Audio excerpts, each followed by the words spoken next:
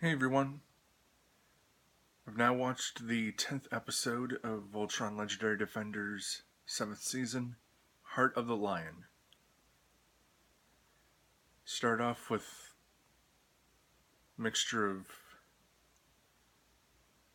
worry and optimism, with Shiro actually getting his new prosthetic arm, based on mixed Earth and Altean technology.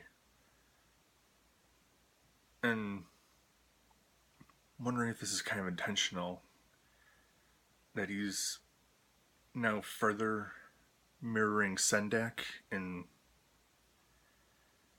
not only do they have prosthetic arms on opposite sides, but Sendax has been this giant weaponized left arm, kind of held onto the shoulder by some glowing like Galra energy, whatever. While Shiro's is just a lower arm and a hand, and just hovers at like original elbow level.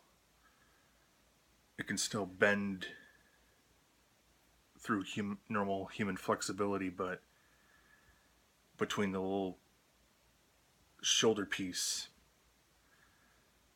there's nothing between the elbow, so it's always kind of just a piece of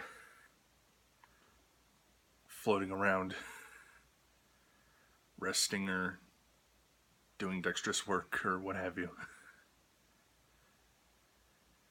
But from there we get another pretty intense episode, as might be expected by how this season turned. More like kind of war drama, war story inspired stuff. Starting with figuring out an infiltration mission to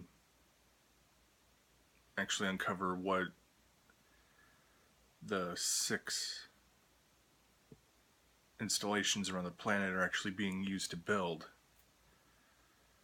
And then from there figure out what to do next.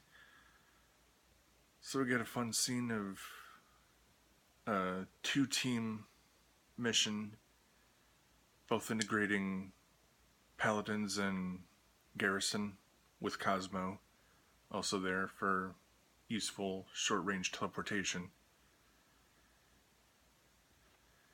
with one team going in, one providing outside cover.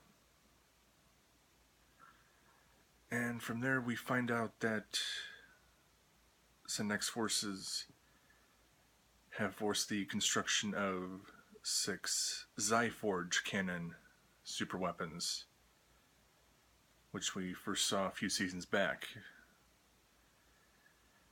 I forget their exact capabilities. They're noted in this episode as planet killers.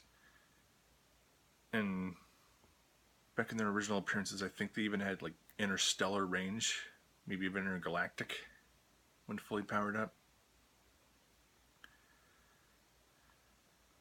But they figure to work fast, get a paladin at each location as they work on their spiritual connections to their lions to call them back from Saturn's orbit, while the MFE squadron can take on the 6th, and then figure to form Voltron and make their way for Sendak's flagship. So we get kind of nice build up, and among the few like fun or humorous scenes, get a kind of cheeky little exchange between Lance and Allura, again wondering about how their feelings for each other actually are, what level they're at.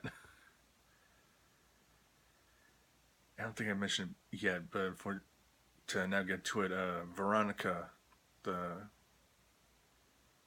garrison cadet, and I think now also a bit of a contact with some of the human resistance, is actually Lance's sister. And she's also there with the exchange with Laura, so she gets to kind of poke fun at her brother for what might be going on between him and the princess. But it's really cool seeing the lions return, especially flying technically under their own power to Earth. Again, with the war scenery stuff, we get a pretty intense scene with one of the paladins shortly before those triumphant moments. But things don't go quite as planned. I mean, for one thing, just by way of story, we've got 3 more episodes to go of this season, so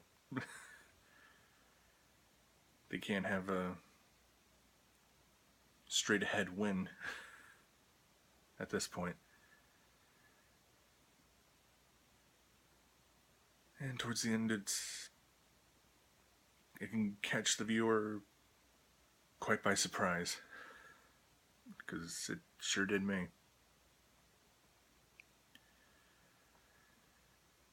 I don't want to spoil things too much beyond that, not get into a lot of detail, although these weren't necessarily quite the broad strokes of the synopsis. But it was another solid one. Definitely moving the story forward at an impressive pace.